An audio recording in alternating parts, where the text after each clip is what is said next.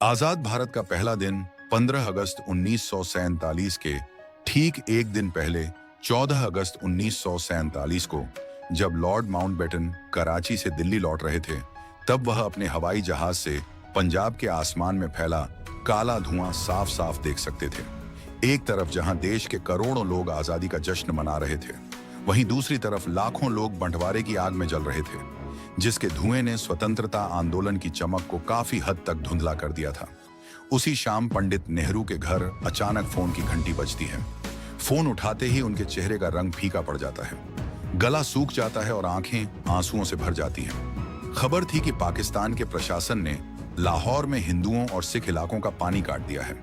जो औरतों और बच्चे पानी की तलाश में बाहर आ रहे हैं, उन्हें चुन चुन कर मारा जा रहा है और लोग तलवारें लिए रेलवे स्टेशन पर घूम रहे हैं ताकि वहां से भागने वाले सिखों और हिंदुओं को मारा जा सके। यह सुनकर नेहरू का मन भर आया था। तभी इंदिरा गांधी अपने पिता से पूछती हैं कि क्या हुआ। नेहरू बेहद धीमी आवाज में कहते हैं, मैं आज मेरा इंतजार कर रहे करोड़ों देशवासियों को कैसे संबोधित कर पाऊंगा। मैं कैसे जता पाऊंगा कि भारत की आजादी पर खुश हूं जबकि मेरा लाहौर जल रहा है।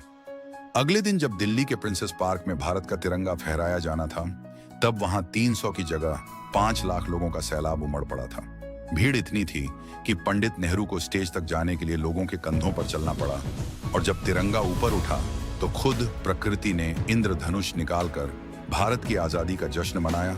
और आज के इस वीडियो में हम आजादी के पहले दिन के उस सैर पर जाने वाले हैं जो आपकी आंखों में आंसू भी लाएगी, चेहरे पर मुस्कान भी और दिल में गर्व भी महसूस करवाएगी।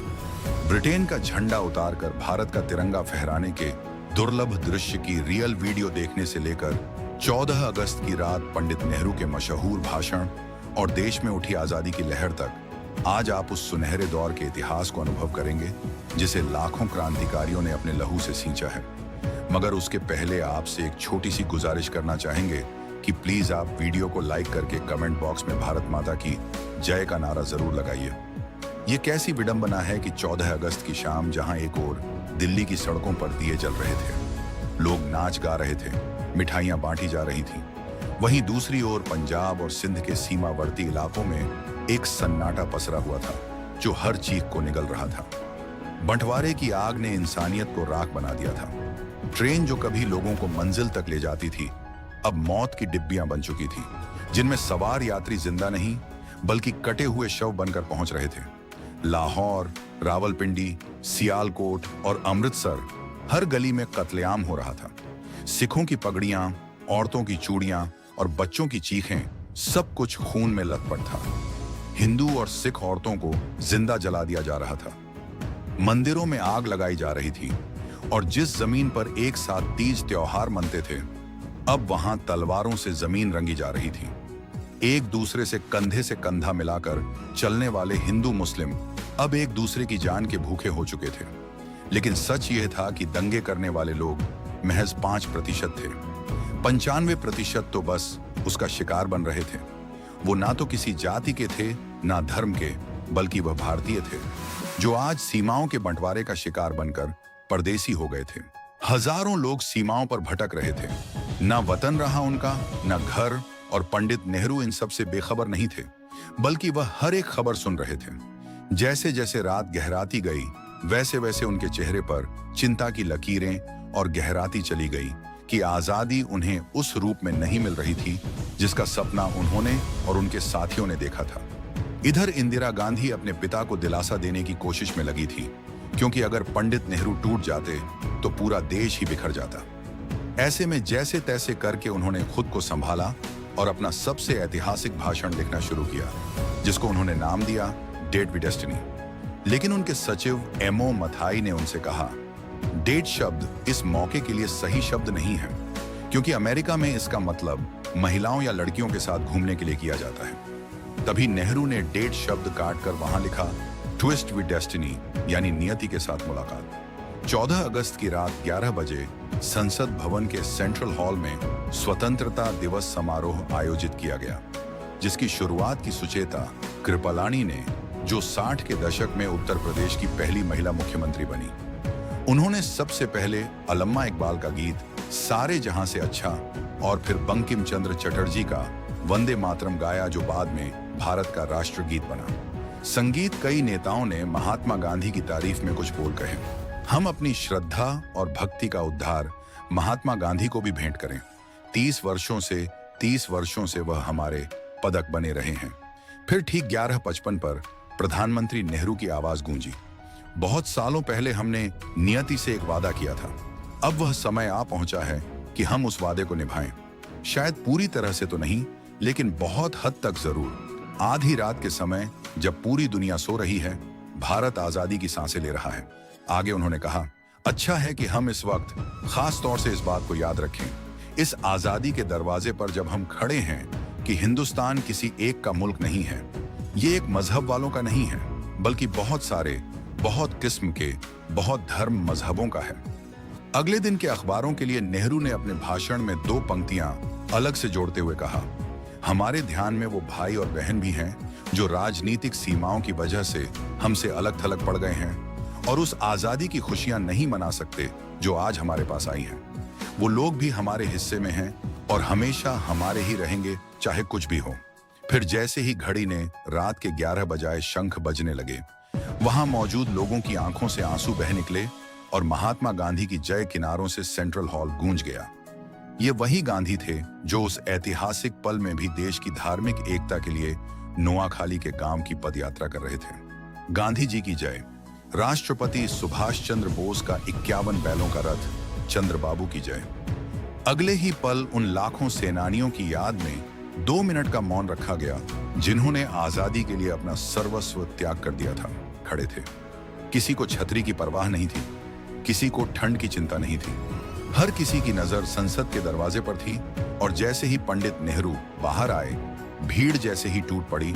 हर कोई बस उन्हें छू लेना चाहता था, जैसे वह आजादी के मूरत हो। वरिष्ठ पत्रकार खुशवंत सिंह लिखते हैं, हम सब रो रहे थे और अनजान लोग एक दूसरे को गले लगाकर बधाई दे रहे थे।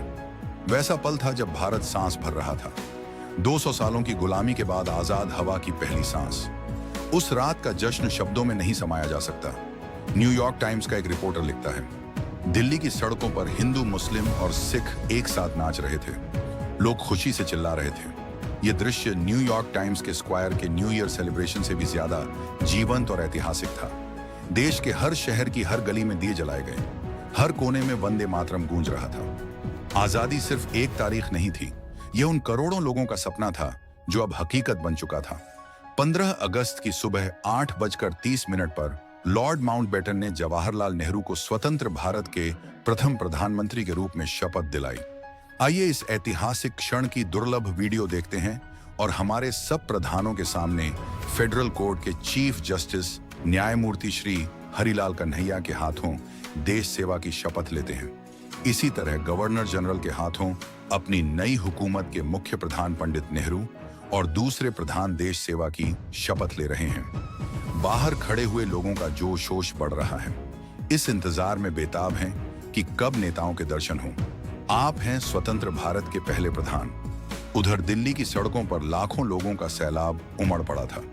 सड़कें लोगों से इतनी खचाखच भरी हुई थीं कि गाड़ियां छोड़िए, साइकिल पर भी सफर करना मुश्किल था। मगर इतनी भीड़ में भी ना ही कोई भगदड़ थी और ना ही कोई लूटपाट और चोरी। बस हर कोई भारत माता की जय के नारे लगाते हुए आगे बढ़ता जा रहा था। इस भीड़ को पहुंचना था दिल्ली के प्रिंसेस पार्क में, जहां लॉर्ड माउंटबेटन और पंडित नेहरू देश के पहले स्वतंत्रता दिवस पर पहली बार ब्रिटेन का झंडा उतारकर भारत का तिरंगा फहराने वाले थे। अब भीड़ का अनुमान तो 30,000 लोगों का लगाया गया था, लेकिन देखते ही देखते वहां 5 लाख लोग इकट्ठ हो गए, जो न सिर्फ भारत बल्कि दुनिया के इतिहास में कुंभ मेले के अलावा कहीं भी एकत्रित हुई सबसे बड़ी भीड़ थी। चारों तरफ सिर ही सिर दिखाई दे रहे थे। मंच बलियां, रस्सियां, वीआईपी की कुर्सियां, सब कुछ भीड़ में बह गया। ढोल बजाने वाले किनारे दब कर रह गए और मंच के पास इंसानों की ऐसी दीवार खड़ी हो गई, उसे आर पार हवा भी मुश्किल से गुजर पा रही थी। इस ऐतिहासिक पल को याद करते हुए डोमिनिक लेपियर और लैरी कॉलिंस अपनी किताब फ्रीडम एट मिडनाइट में लिखते हैं कि वहां ऐसी माएं भी थीं जो अपने बच्चों को उफनाती भीड़ से बचाने के लिए गेंद की तरह हवा में उछालती और फिर पकड़ लेती, मानो इंद्रधनुष के नीचे बच्चों की बरसात हो रही हो। इस दृश्य को पहली बार देखने वाली 17 साल की पामेला माउंटबेटन की आंखें हैरानी से फैल गईं। जब मंच तक पहुंचना नामुमकिन लगने लगा तो पंडित नेहरू ने मंच से चिल्लाकर कहा, लोगों के ऊपर से चली आओ, उन्हें बुरा नहीं लगेगा। पामेला ने कहा, मैंने हील्स पहन रखी है। नेहरू बोले, उन्हें उतारो और हाथ में पकड़ लो।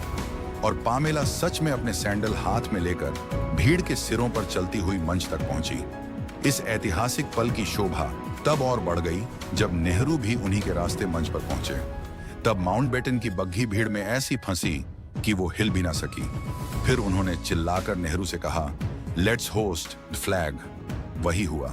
पहली बार पंडित नेहरू ने भारत की धरती पर भारत के लोगों के बीच अपने हाथों से अपने देश का तिरंगा फहराया। तोपों की सलामी दी गई और माउंटबेटन ने अपनी बग्घी पर खड़े खड़े तिरंगे को सल्यूट किया। इस दौरान जैसे आसमान ने भी अपने भाव प्रकट किए। तिरंगे के ठीक पीछे एक शानदार इंद्रधनुष उभर आया। लोगों ने आसमान की तरफ उंगली उठाकर कहा, देखो, भगवान भी भारत की आजादी का स्वागत कर रहे हैं। उस क्षण ऐसा लगा जैसे पूरा ब्रह्मांड भारत की इस नई सुबह पर मुस्कुरा रहा हो। लॉर्ड माउंटबेटन, जिनके नाम से एक समय भारत थर्राया करता था, आज उसी भारत की जनता माउंटबेटन जय के नारे लगा रही थी। ऐसा सम्मान किसी अंग्रेज को 200 सालों में कभी नहीं मिला था। उनकी आंखें भर आई थीं।